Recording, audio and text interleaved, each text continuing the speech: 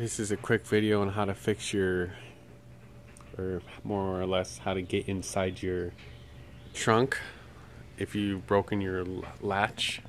You can tell I broke mine. I'll show you the easiest way. No need to panic. You can either break this thing off, take it off, or see that little metal spring right here? Lift up at your hood and pull on it. I'm going to attempt to do it with one hand.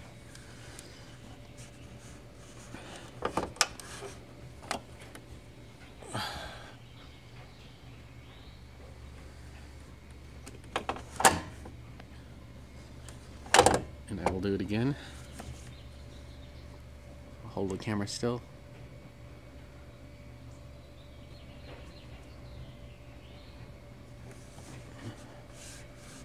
I'm pulling it towards me.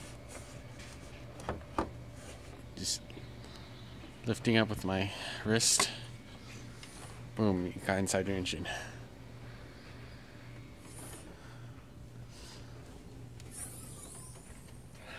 Now temporarily